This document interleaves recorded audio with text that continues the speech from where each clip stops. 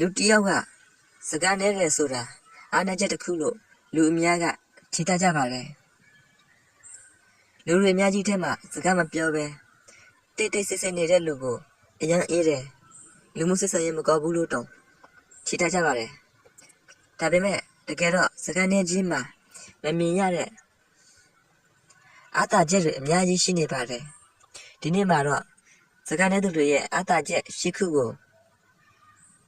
ပြောပြပါမယ်ပထမချက်နားထောင်နိုင်စွမ်းကောင်းတယ်စကားများတဲ့လူကကိုပြောချင်တာကိုအာယုစိတ်နေတာပေမဲ့စကားနေတဲ့လူကတော့တခြားလူပြောတာကိုပိုပြီးအာယုစိတ်နားထောင်တကြပါတယ်သူတို့ကစကားပြန်ပြောဖို့ထက်တခြားလူရဲ့အတိတ်ပဲခံစားချက်ကိုနားလည်ဖို့ကြိုးစားတကြပါတယ်စကားနဲ့သူတယောက်ကအခြေချလာတာနဲ့အမျှလူတွေကိုနားလည်နိုင်တဲ့စွမ်းရည်ပိုကောင်းလာနိုင်ပါတယ်ဒုတိယချက်မလိုအပ်တဲ့စကားအမှားတွေနဲတယ်လူတယောက်စိတ်လှုပ်ရှားပြီးစကားအများကြီးပြောတဲ့အခါမပြောသေးတဲ့စကားကိုမတော်တဆပြောမိနိုင်ပါတယ်စကားနဲ့သူကတော့ပြောမဲ့စကားကိုအရင်စဉ်းစားပြီးမှပြောတတ်ကြတာများပါတယ်ဒါကြောင့်စကားနေတာဟာတခါတလေကိုယ့်ကိုကာကွယ်ပေးတဲ့အလေးအကျတစ်ခုလည်းဖြစ်နိုင်ပါတယ်တတိယချက်စဉ်းစားတွေးခေါ်ဖို့အချိန်ပိုရတယ်စကားနဲ့သူတွေဟာအပြင်မှာတိတ်တိတ်ဆိတ်ဆိတ်နေပေမဲ့စိတ်ထဲမှာတော့အကြောင်းအရာတွေကိုတေချာစဉ်းစားနေတာပါတယ်ပြဿနာတစ်ခုကိုချက်ချင်းတုံ့ပြန်တာထက်အခြေအနေကိုစဉ်းစားပြီးမှဆုံးဖြတ်တတ်ကြပါတယ်ဒီအလေးကြီးကအလုပ်ငွေကြေးနဲ့လူမှုဆက်ဆံရေးမှာမကန်တဲ့ဆုံးဖြတ်ချက်တွေချနိုင်ဖို့အထောက်အကူဖြစ်စေပါတယ်စရုပ်ဓာတ်ချက်လူတွေကကိုယ်စကားကိုပိုအလေးထားလာနိုင်တယ်အမြဲတမ်းစကားပြောနေတဲ့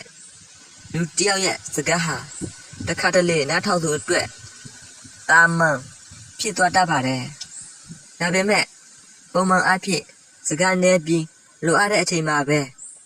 ပြောတဲ့လူတယောက်ကပြောလိုက်တဲ့စကားကိုတော့လူတွေကပိုပြီးအာယုစိတ်တကြပါတယ်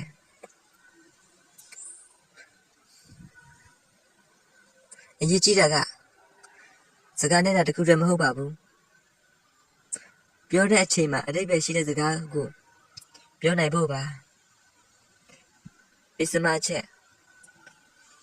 ကိုယ့်အကြောင်းကိုအလွယ်တကူမဖော်ပြမိဘူးစကားအများကြီးပြောတဲ့အခါကိုယ့်အကြောင်းကိုယ့်အစီအစဉ်နဲ့ကိုယ့်ခံစားချက်တွေကိုမသိလိုက်ပဲနဲ့အများကြီးပြောမိနိုင်ပါတယ်စကားနဲ့သူတွေကတော့ကိုယ့်အကြောင်းကိုဘယ်လောက်အထိပြောသိနေဆိုတာကိုပိုပြီးထိချုံနိုင်ကြပါတယ်ဒါကြောင့်ကိုယ့်ကိုယ်ရာကိစ္စတွေကိုထိမ့်သိမ့်နိုင်ပြီးတော့မလိုအပ်တဲ့ပြဿနာတွေကိုလည်းလျှော့ချနိုင်ပါတယ်စထမချက်တယောက်တည်းနေရတာကိုအတူချနိုင်တယ်စကားနဲ့သူတော်တော်များများဟာတယောက်တည်းရှိတဲ့အချိန်ကိုအကျိုးရှိအောင်အတူချနိုင်တတ်ကြပါတယ်စာဖာရာလေလာရာကိုယ့်လို့ကိုအာယုစိုက်တာကိုယ်ရည်မှန်းချက်တွေကိုစဉ်းစားတာတွေလုပ်နိုင်ပါတယ်တခြားသူတွေရဲ့အာယုပြောင်းလဲစေမှုနည်းတဲ့အတွက်ကိုယ်အလုံးမှာနည်းနည်းရှက်ရှက်ပို့ပြီးတော့အာယုစိုက်နိုင်ကြပါတယ်တရမချက်လူတွေကိုလေ့လာနိုင်စွမ်းကောင်းတယ်စကားမပြောဘဲနားထောင်ပြီးကြည့်နေတဲ့အချိန်မှာလူတွေရဲ့အပြုတ်မှုကိုသတိထားမိဖို့အခွင့်အရေးပိုရကြပါတယ် ဘယ်သူကဘယ်လိုပြောတတ်လဲဘယ်လိုအချင်းနေမှာဘယ်လိုတုတ်ပြန်တက်လဲဆိုတာကိုတဖြည်းဖြည်းသတိထားမိလာနိုင်ကြပါတယ်ဒီလိုလူတွေကိုလစ်လာနိုင်တဲ့စွမ်းရည်ကအလုံးမှဖြစ်စေလူမှုစစ်ဆင်ရေးမှဖြစ်စေအသုံးဝင်ပါတယ်အထမချက်ကိုထိချုံနိုင်စွမ်းကောင်းလာနိုင်ပါတယ်စိတ်ဆိုးတဲ့အချိန်စိတ်လှုပ်ရှားတဲ့အချိန်မှာချက်ချင်းပြောမိတာကနောက်ပိုင်းမှာနောက်ထပ်ရစရာဖြစ်လာနိုင်ပါတယ်စကားနဲ့သူတွေကခဏတိတ်ပြီးတော့စိတ်ကိုပြန်ထိန်းဖို့အလေးကြီးရှင်းလာနိုင်ပါတယ်တခါတလေမှာတော့မပြောလိုက်တဲ့စကားတစ်ခုကပြောလိုက်တဲ့စကားတစ်ခုထက်ပိုပြီးတော့တန်ဖိုးရှိနိုင်ပါတယ်ဒါပေမဲ့ဒီနေရာမှာတခုတော့မှတ်ထားဖို့တော့လိုအပ်ပါတယ်စကားနဲ့တာကိုအများနဲ့ကောင်းတယ်လို့လည်းကျွန်တော်မဆိုလိုပါဘူးလိုအပ်တဲ့အချိန်မှာကိုယ့်အမြင်ကိုပြောနိုင်ဖို့ကိုယ့်ခွင့်ရကိုကာကွယ်နိုင်ဖို့နဲ့ကိုချစ်ရတဲ့လူတွေကိုကိုယ်ခံစားချက်ကိုဖော်ပြနိုင်ဖို့လည်းလိုအပ်ပါတယ်အကောင်းဆုံးကစကားများသူဖြစ်ဖို့မဟုတ်သလိုစကားလုံးဝမပြောသူဖြစ်ဖို့လည်းမဟုတ်ပါဘူးဘယ်အချိန်မှာပြောရမလဲဘယ်အချိန်မှာနားထောင်ရမလဲဆိုတာကိုသိနေတဲ့လူဖြစ်ဖို့ပဲလိုအပ်ပါတယ်